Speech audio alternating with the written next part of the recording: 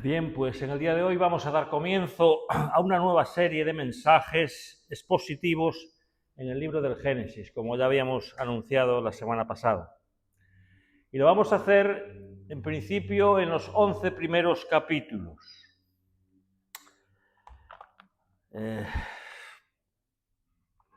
Si la cosa va bien y Dios nos da de su gracia, ya veremos qué pasa a partir del capítulo 11. Si continuamos o lo dejamos ahí.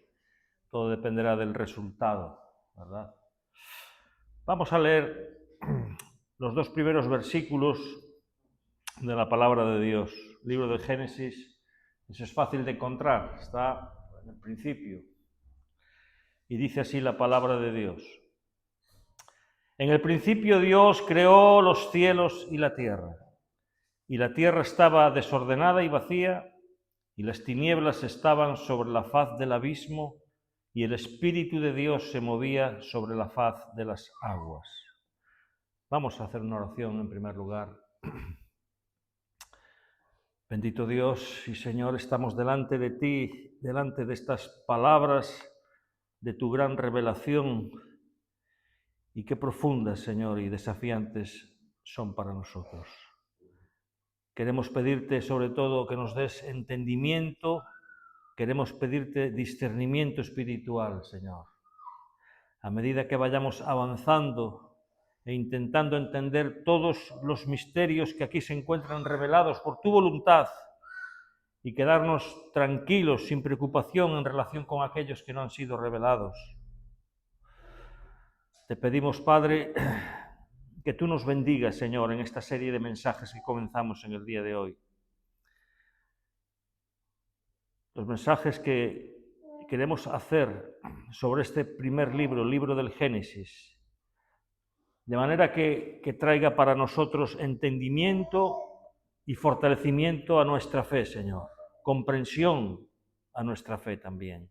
Te lo pedimos en el nombre de Jesús. Amén. Amén. Bendito sea Dios. Pues hoy comenzamos una serie de estudios sobre el libro del Génesis, hermanos. En un principio, como os acabo de decir, no será todo el libro del Génesis, que son 50 capítulos, sino hasta esta primera gran división, que nos llevaría hasta el capítulo 11.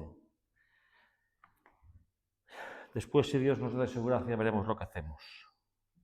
El libro del Génesis, hermanos, está dividido en dos grandes partes.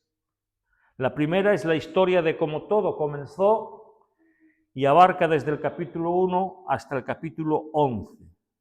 Luego nos encontraríamos con la historia de Abraham y sus descendientes, que abarcaría desde el capítulo 12 hasta el capítulo 50. Entonces vamos a empezar de una forma modesta, ¿verdad? Desde el capítulo 1 hasta el 11, y ya veremos lo que ocurre después más allá de eso. Amén.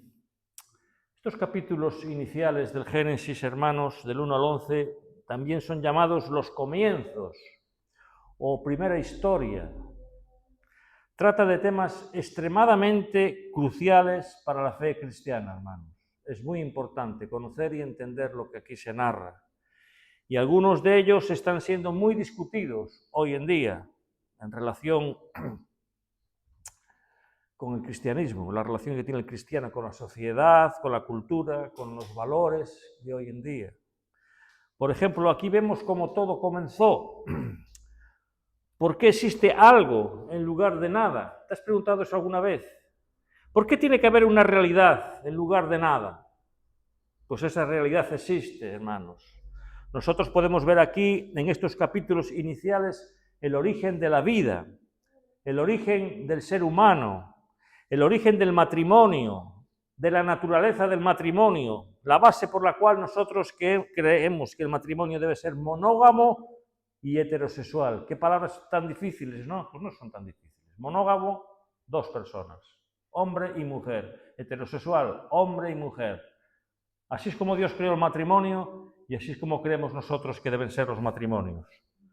Y eso está hoy en día, como decía, pues nos quieren vender toda clase de matrimonios, pero para Dios solo existe este matrimonio que Él creó. Aquí también aprendemos por qué existe tanto mal en el mundo. Vemos la causa del origen del mal. ¿Por qué existe tanta injusticia, hermanos?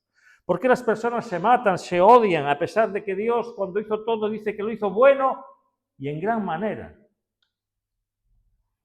Todo eso apunta, hermanos, y nos trae la respuesta a la pregunta de por qué necesitamos el Evangelio y por qué necesitamos de un Redentor.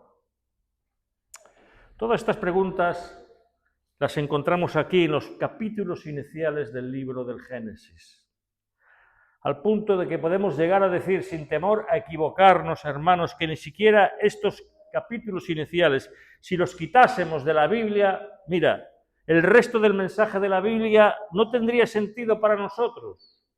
No entenderíamos lo que sucedió aquí.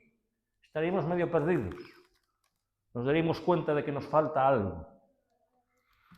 En esta serie vamos a tratar estas preguntas y con la ayuda de Dios, hermanos, vamos a comenzar viendo algunas cosas. Una introducción respecto al libro del Génesis que tiene que ser necesaria antes de comenzar y adentrarnos en el estudio de este libro. Aquí es muy importante que nosotros, al estudiar la Biblia o cualquier otro libro, ¿verdad?, o cualquier otra parte de la Biblia, debemos recordar y saber cuándo esa parte fue escrita, por quién fue escrita, para quién fue escrita, con qué propósito se escribió, de qué trata. Y todo eso, hermanos, todo eso es esencial para poder tener acceso al significado salvador del texto.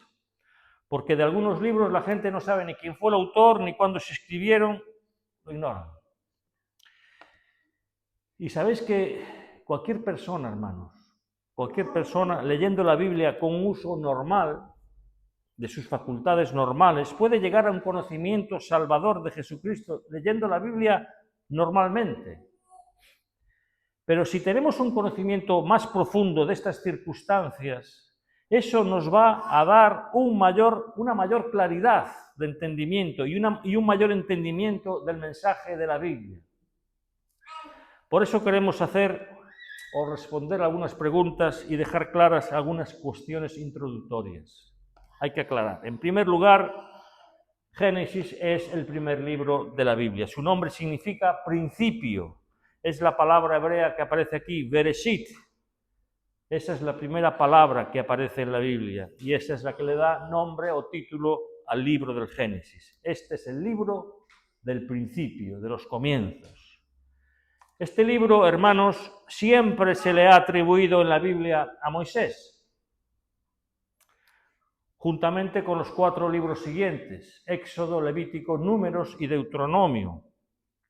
Estos 5 libros forman lo que se conoce como el Pentateuco, o la ley de Moisés, o la llamada Torá de los judíos. Es lo mismo.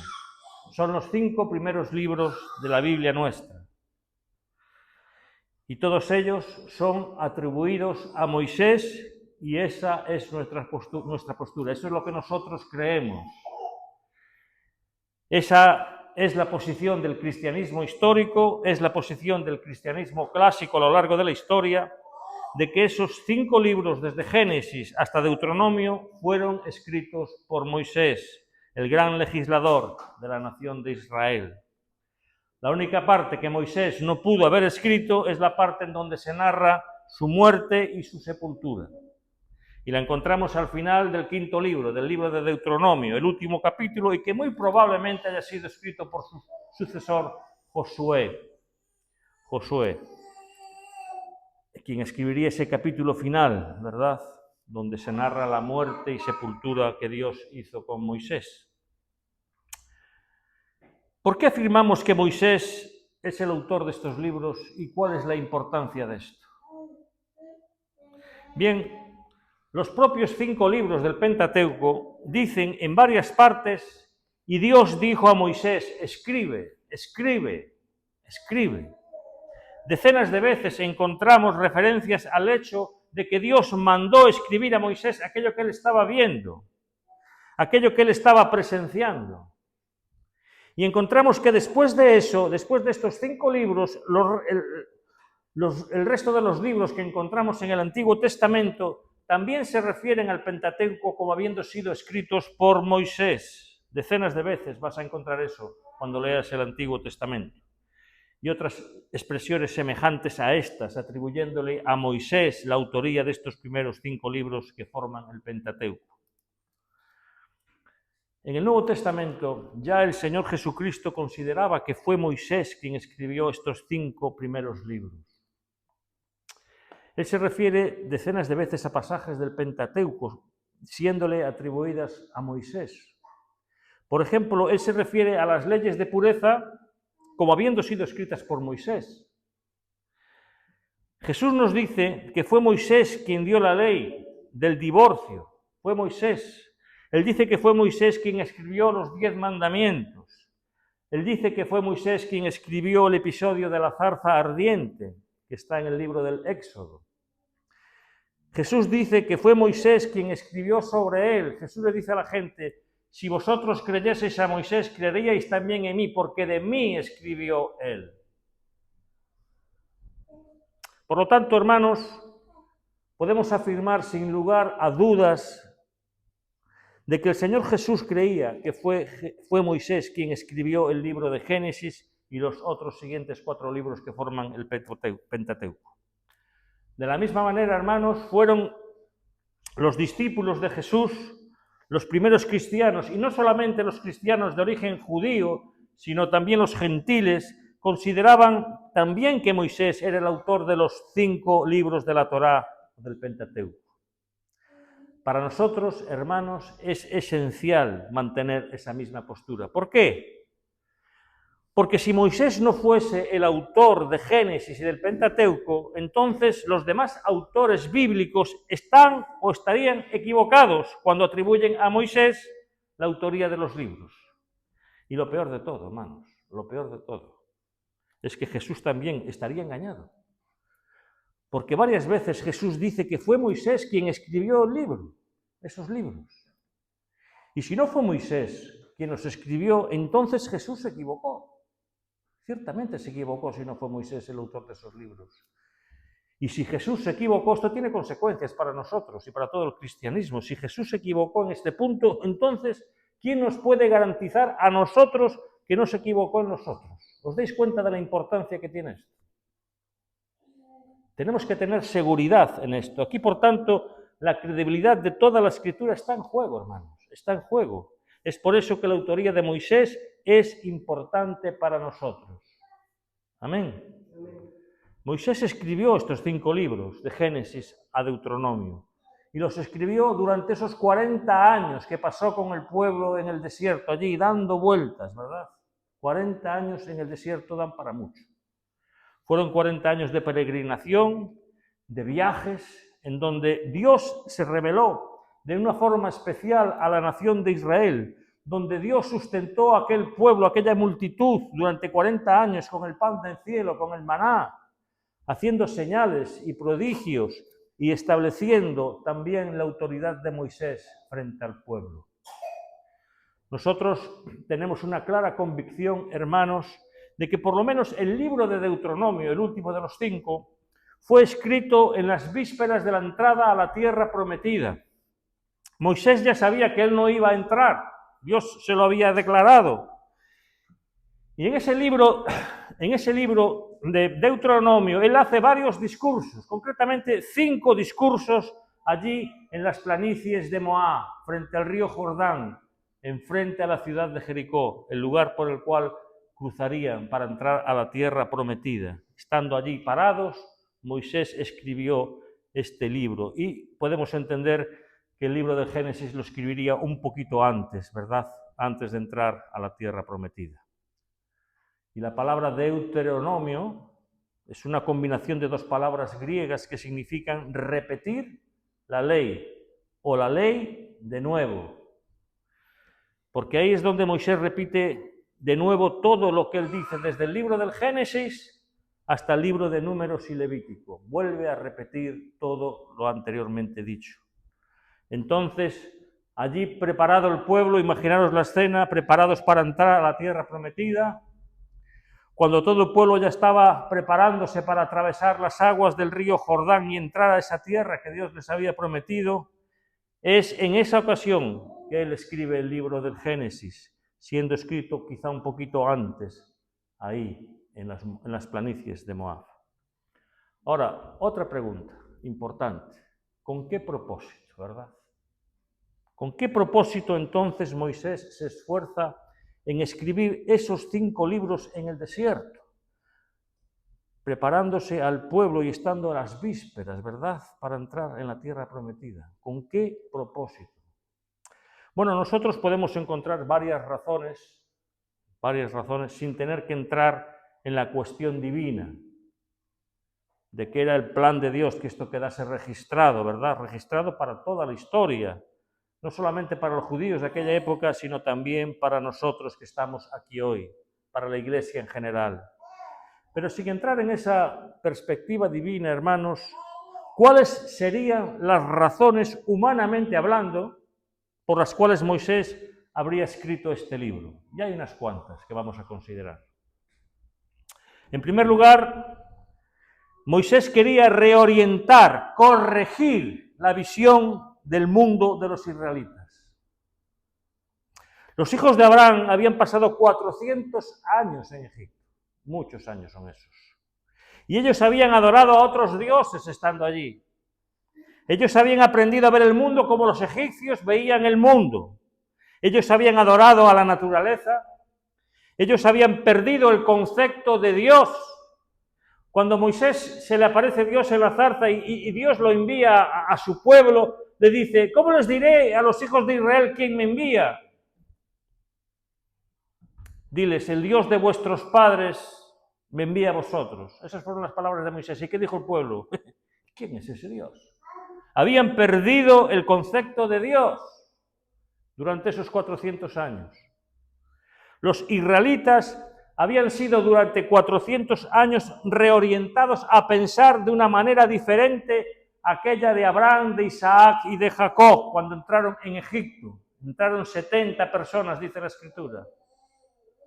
Pero pasaron 400 años y salieron 3 millones de personas de Egipto y salieron con la mente cambiada, trastornada, con ideas equivocadas que le habían inculcado la cultura donde estuvieron durante 400 años, la cultura egipcia.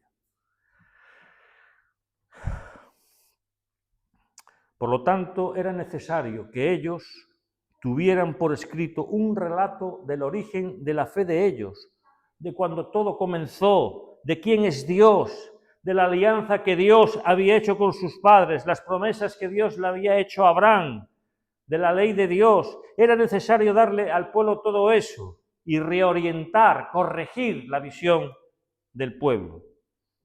Ese quizás sea el motivo más importante por el cual Moisés tuvo que escribir estos 5 libros. En segundo lugar, Moisés quiere explicar el origen de ciertas leyes que para el pueblo le parecerían extrañas a estas alturas. Ellos habían pasado tanto tiempo en Egipto.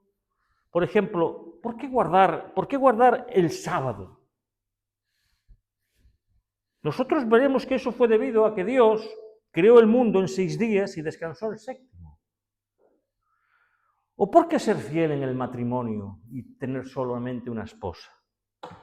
Porque Dios creó un hombre y creó una mujer, no creó a 2 hombres y una mujer, ni a 2 mujeres y a un hombre. Él creó en el principio un hombre y una mujer para formar el primer matrimonio, por lo cual esa es la razón que da lugar al mandamiento: no cometerás adulterio, no adulterarás, no serás infiel. ¿O por qué el asesinato tiene pena de muerte?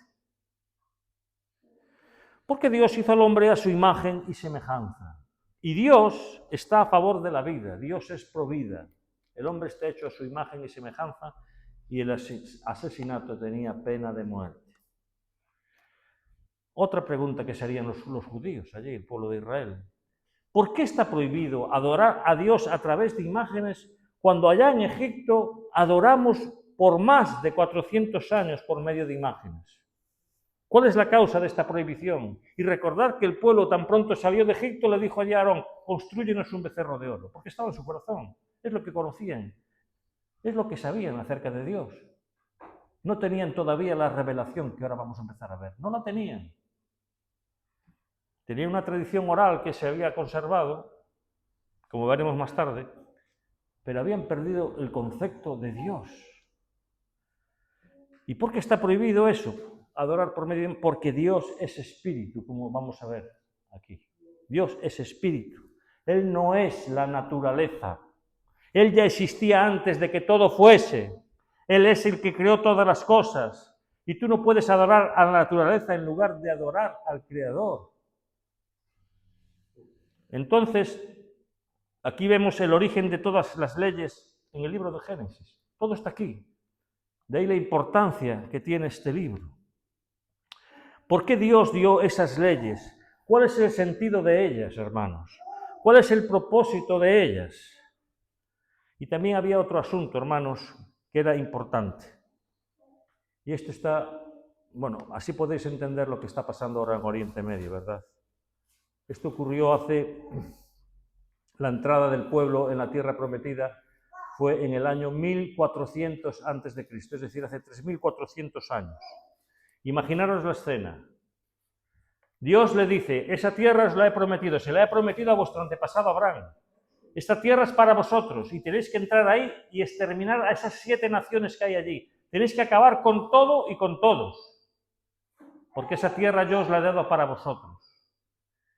Y ellos tenían que saber qué razones hay para eso, para que vayamos allí y exterminemos a toda esa gente. Bueno, pues ¿cuál era la base moral para que esa gente invadiera esa tierra, matara a todos sus habitantes y tomase esa tierra en posesión para ellos? Ellos estarían pensando, nosotros vamos a saquear a ese pueblo, son 7 naciones poderosas, más poderosas que nosotras, que están viviendo en Canaán. Y Dios nos está ordenando, sí, ordenando que destruyamos a esas naciones y que nos apoderemos de su tierra. Eso es lo que Dios nos está diciendo, de sus viñas, de sus riquezas, de sus ganados, de sus árboles frutales, de todo. Ahora, ¿cuál es la razón para que hagamos todo eso? Se estaría preguntando el pueblo. ¿Hay algún motivo y alguna razón? La respuesta, porque Dios creó la tierra. Dios creó todo lo que existe. Por tanto, Él se lo da a quien Él quiere. Él puede hacer con la tierra lo que Él quiera. Es por eso que Él les está dando a los israelitas esa tierra. Porque Él se la puede dar a quien Él quiera, porque es suya, Él la creó. La escritura del universo de propiedad está en su mano. La escritura de propiedad de todo el universo está en las manos de Dios y Él se lo da a quien Él quiere. Y por tanto, como Dios también es el creador del hombre y como el hombre cayó, Dios se reserva el derecho de juzgar a las naciones todas, de castigar a las naciones. Y les está diciendo al pueblo de Israel que ellos iban a ser ese instrumento de juicio de Dios contra esos pueblos que se desviaron de Él. Cuando lleguemos más adelante veremos las costumbres tan abominables que tenían estas naciones. Los reyes de esas naciones sacrificaban a sus hijos al dios Moloch. Vivos los entregaban al fuego. Era necesario explicar a los israelitas cuál era la base moral por la cual ellos iban a entrar en aquella tierra y destruir a todas aquellas naciones y tomar posesión de aquella tierra para ellos. Y voy a hacer aquí un inciso porque el tema está de moda y algunos estarán preguntando ¿por qué ahora en todo el mundo la gente está protestando contra Israel? ¿Por qué está protestando la gente? Mira, Israel hoy no es el pueblo de Dios como algunos llegan a creer. La Iglesia es el pueblo de Dios. La Iglesia está formada por judíos y gentiles, pero Israel perdió la prerrogativa de ser el pueblo de Dios. Y esto que digo es fuerte, porque muchos cristianos evangélicos apoyan a Israel en todo lo que hace. Pero sabéis que muchos que forman parte del gobierno de Israel hoy en día no son ni creyentes, son ateos. ¿Pensáis que Dios sigue con ellos? Dejo ahí la pregunta en el aire. Ahora, en este tiempo, en el tiempo de Moisés, Dios sí le dijo, la tierra es para vosotros, tenéis que exterminar a estas naciones. Pero hoy en día, el pueblo de Dios es la Iglesia. Punto. Era también necesario mostrar la superioridad de Dios sobre los dioses de Egipto y los dioses de los cananeos, de esa tierra que ellos iban a conquistar. Los pueblos que habitaban aquella tierra tenían unos dioses diferentes a Jehová. Allí en Egipto los israelitas habían adorado al dios Sol. Sí, sí. Pero ellos van a entender que fue Dios quien creó el Sol, que Dios es superior a todos los dioses de Egipto y que es superior a los dioses que ellos se van a encontrar en la tierra de Canaán y que eran adorados por aquellos pueblos. Y ellos se podían estar preguntando, buenamente preguntando, ¿por qué Dios nos escogió a nosotros?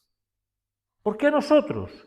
Habiendo naciones mucho más grandes y poderosas que nosotros, los egipcios mismos, Mesopotamia. ¿Por qué Dios nos escogió solamente a nosotros? Y la respuesta la encontramos aquí en el libro del Génesis.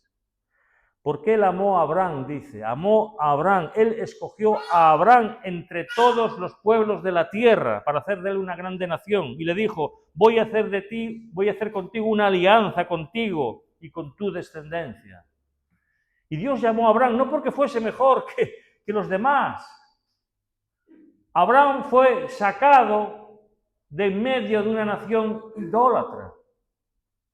Allá en Ur de los Caldeos adoraban a todos estos dioses y Abraham era uno más y fue llamado por Dios para hacer una alianza con él y con su descendencia.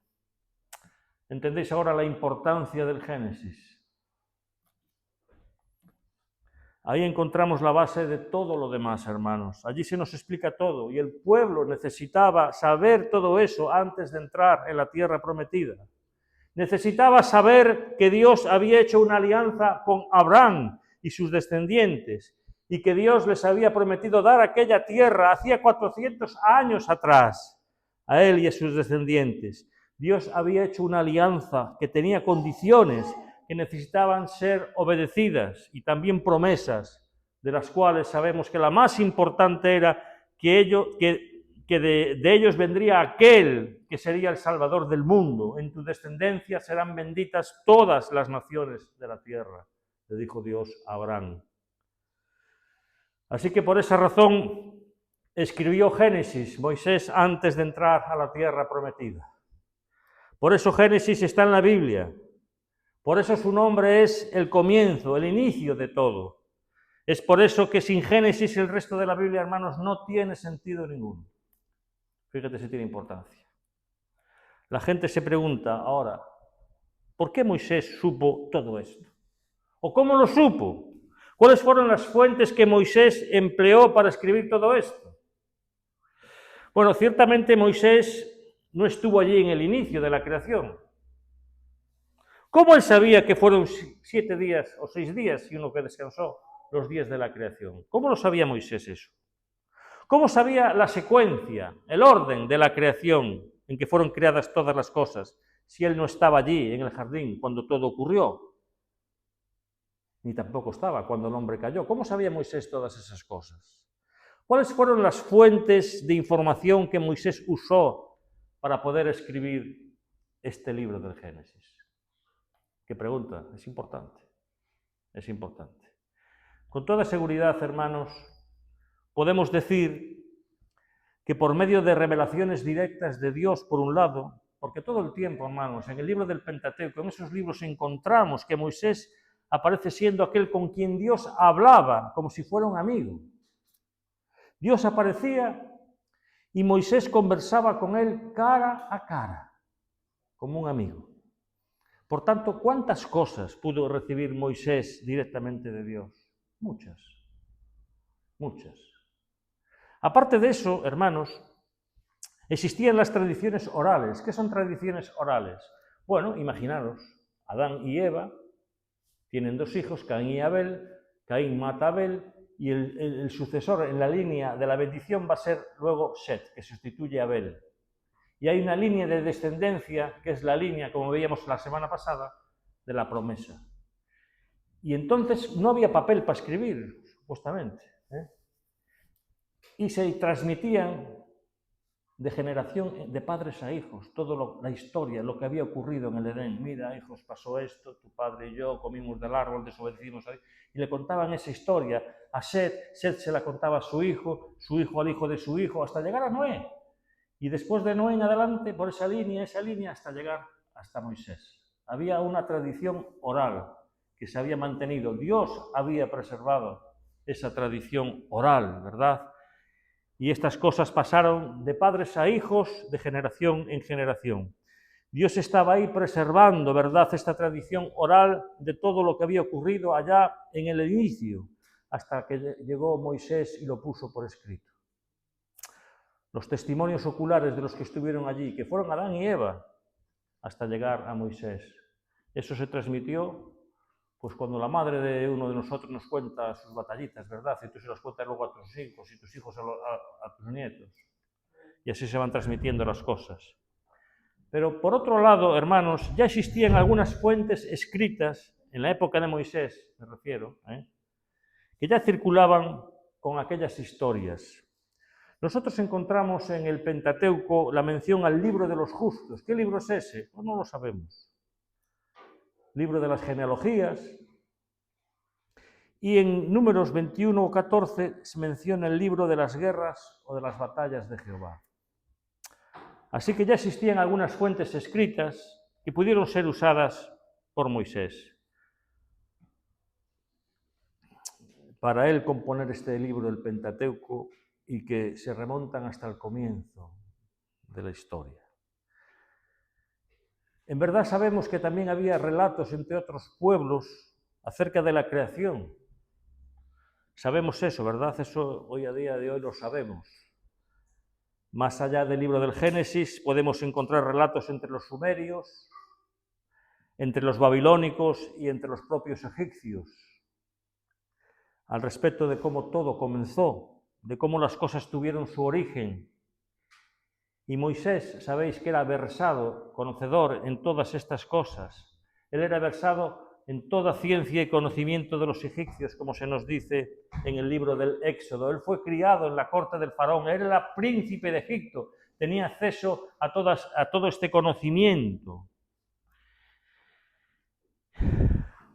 Y él fue criado en la corte del faraón y tenía acceso a todas estas cosmogonías, una palabra nueva, ¿verdad? Cosmogonías, que es el nombre que la gente le da al origen de los cielos y al origen de los dioses, cosmogonías. Eso era común en aquellos pueblos antiguos y Moisés tenía acceso a todas esas cosas. Y es interesante para nosotros saber que esas historias, esas cosmogonías, hablan siempre de que en el comienzo era un caos primitivo. Las aguas y las tinieblas siempre existieron, según ellos, y los dioses luchaban entre sí. Y dicen que había un dios que era el dios principal que quería mantener el orden, pero los demás diosecillos o dioses más pequeños no querían. Los demás dioses vivían luchando contra el dios principal y era una confusión, era todo un caos. Qué diferencia, ¿verdad? Qué diferencia encontramos.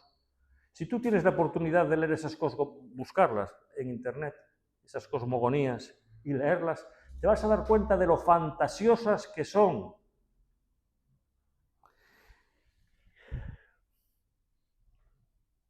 Si tú comparas todo eso con el relato del Génesis, tú te vas a dar cuenta de que el Génesis es la verdad y que lo demás es pura fantasía.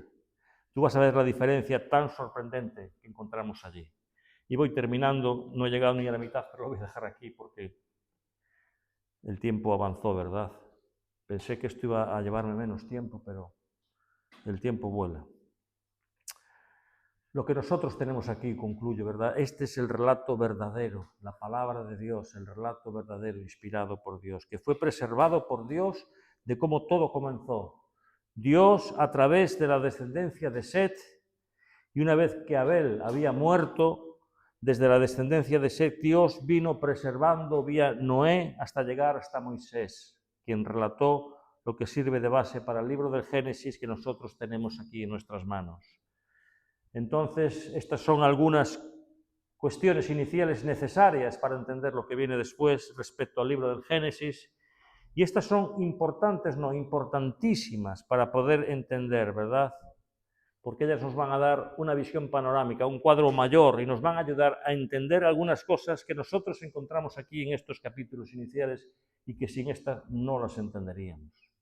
Así que con esta base hecha ya, dejamos aquí la palabra por hoy para continuar ya la próxima semana, si Dios lo permite, viendo y examinando el versículo 1 y 2 acerca de quién es Dios y qué nos enseña acerca del mundo que Dios creó. Amén. Que Dios bendiga su palabra. Amén.